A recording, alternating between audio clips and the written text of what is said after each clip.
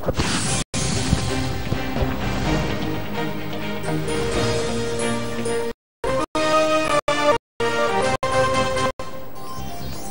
आवाज़ न्यूज़ में भलीकार आऊं आहियां बिशारत सुमरो। हेडलाइंस पर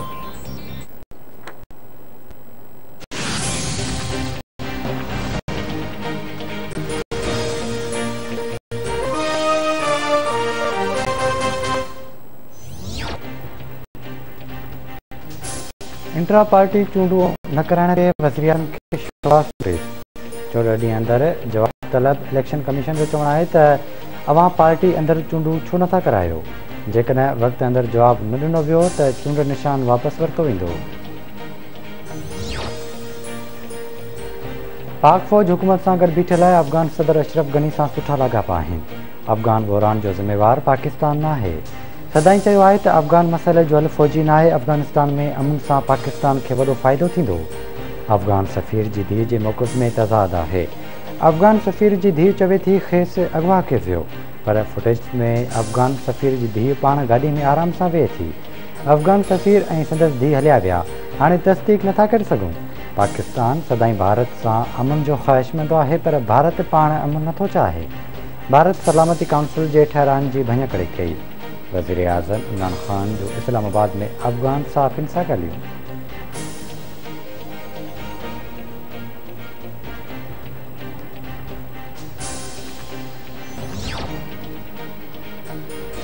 कराची कोरोना जा केस तेज़ी सां वधिया आहिनि। शहर बंदि करण सां कोरोना वायरस ख़तमु न थींदो। कोरोना खां बचाव जो वाहिद हल एहतियाती आहे। केतिराई माण्हू अञा बि कोरोना खे संजीदा न वठी रहिया आहिनि। सिंध हुकूमत खे फ़ौज ऐं रेंजर्स जी बि मदद फ़राहम कंदी। मुल्क अंदरि 3000 खां वधीक मरीज़नि वधि घणिजी चुकी आहे।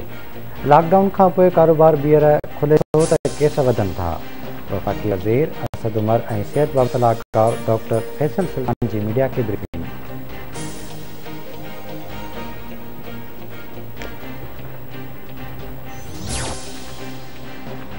कराची में गुज़िरियल 24 कलाकनि दौरान कोरोना जा आख़िरी केसिस जी शरह 22.7% रिकॉर्ड कई वई। 2047 माण्हुनि में वायरस जी तस्दीक। हैदराबाद में 24 कलाकनि दौरान आख़िरी केसिस जी शरह 8.82% रिकॉर्ड कई वई। सिंध जे ॿियनि ज़िलनि में बि कोरोना जे आख़िरी केसिस जी शरह 4.40% रिकॉर्ड कई वई। सिहत खाते मूजिबि सॼी सिंध में मजमूई तौर वायरस जे आख़िरी केसिस जी शरह 13.43% रही ऐं सूबे में 43 माण्हू फोत थिया आहिनि।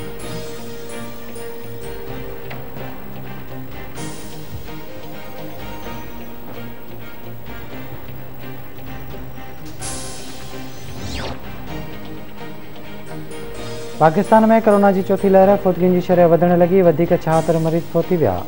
NCOC मूजिबि फौतुनि जो अंग वधी 23,209 थी वियो। 4,497 नवां केस रिपोर्ट। मजमूई केस 10,20,324 ताईं पहुची विया। 24 कलाकनि दौरान कोरोना जे आख़िरी केस जी शरह 7.53% रही। सॼे मुल्क में 1612 मरीज़ कोरोना मां सिहतयाब थी विया। सिहतयाब थियण जो अंग 9,37,354 थी वियो। फ़ाल केसिस जो अंग 59,761 ताईं पहुची वियो।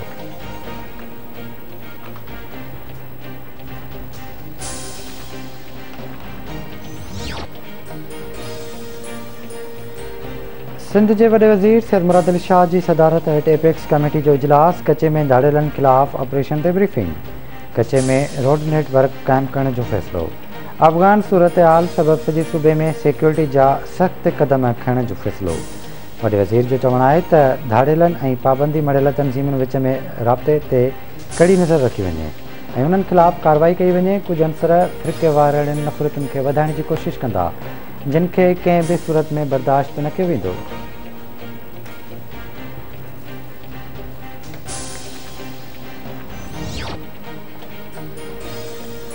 इस्लामाबाद में ज़ोरदार बरसात जूं तबाहकारियूं। सेक्टर E11 में केतिरनि ई इमारतुनि जे तहख़ाननि में अञा बि पाणी मौजूदु। इंतिज़ामिया E11 नाले जे भर पासे आरजी तौर मिटीअ जो बंदि लॻाए छॾियो। आज़ाद कश्मीर कानून साज़ असेंबली जे तक LA 16 बाग जे चइनि पोलिंग स्टेशन ते पोलिंग जो अमल जारी। इंतिज़ामिया तरफ़ां चइनी पोलिंग स्टेशन खे हसास तरीन करार ॾिनो वियो। सिक्योरिटी जा इंतज़ाम इंतिहाई सख़्त कया विया। 400 पुलिस एहलकार ऐं कमांडोज़ मुक़रर। 25 जुलाई ते चूंड दौरान इन्हनि पोलिंग स्टेशन ते हंगामे सबबि पोलिंग रोकी वई हुई।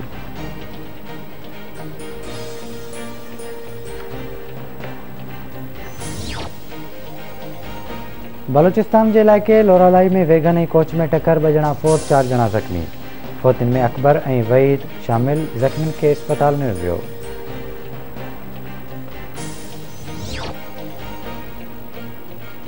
दादू में अदालत में ज़मानत रद्द थियण ते ज़्यादती कोशिश जो जवाबदार फरार। फरियादनि ड्रामाई अंदाज़ में ढोड़ाए ढोड़ाए जवाबदार के पकड़े वरितो।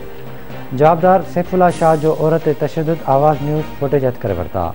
पुलिस जवाबदार के अदालत में पेश करे छॾियो। संदसि ज़मानत रद्द। घर में अकेली हुअसि त जवाबदार घर में घिड़ी ॾाढाई जी कोशिश कई। औरत जो इल्ज़ाम।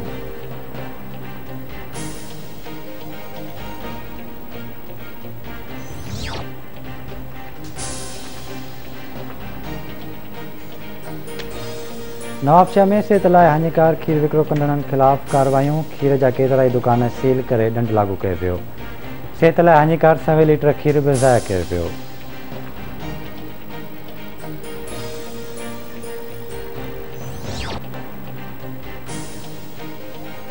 तंगवाणी भरिसां ॻोठ फैज़ मोहम्मद बुगटी में रांदि खेॾंदे पेर तिरकण सबबि मासूम ॿारड़ो वाह में ॿुॾी फौत थी वियो। ॿारड़े हसन अली बुगटी जो लाश घर पहुचण ते कोहराम अची वियो। मीरपुर माथेले भरिसां ॻोठ गुल मोहम्मद बोज़दार में ॿारड़ो फराज़ बोज़दार पाणी जी खॾ में ॿुॾी फौत थी वियो।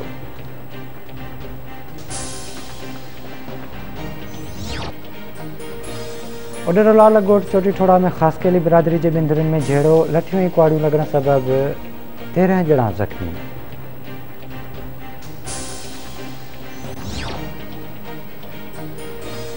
मियासा भरिसां 8 ॾींहं अॻु क़तल थियल मासूम नींगर इस्माइल कलर ऐं नौजवान इलियास कलर जे क़ातिलनि जी गिरफ़्तारी लाइ पुलिस जी गड़ी खैरपुर तालुके जे दाऊ जानपुर में चढ़ाई। केस में घुर्बल 13 जवाबदारनि मां हिकु जवाबदार बि गिरफ़्तार न थी सघियो। जवाबदार घर ख़ाली करे फ़रार थी विया। पुलिस जवाबदारनि जे घरनि मां 5 मोटरसाइकिलूं ऐं चौपाए माल विकाए वई।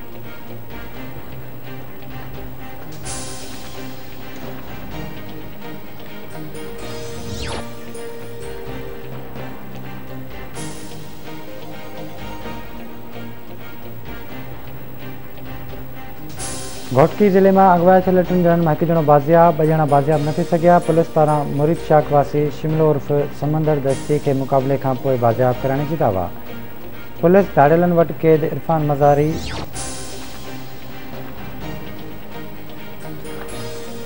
शादी लार्ज बाईपास से 2 ॾींहं अॻु कार ऐं मोटरसाइकिल में टक्कर के नतीजे में ज़ख़्मी थियल नौजवान फौत थी वियो।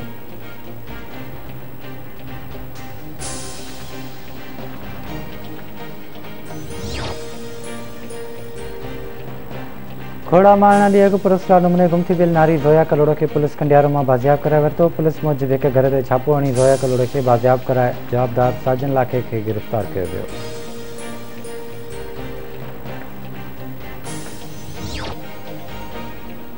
ऐं गुड्डू बैराज वटि सिंधु दरिया में पाणी जे वहिकरनि में तेज़ीअ सां लाथ अचण जो सिलसिलो जारी। गुड्डू वटि मथां वहिकिरो 1,55,038 क्यूसेक ऐं हेठां वहिकिरो 1,12,638 क्यूसेक रिकॉर्ड कयो वियो।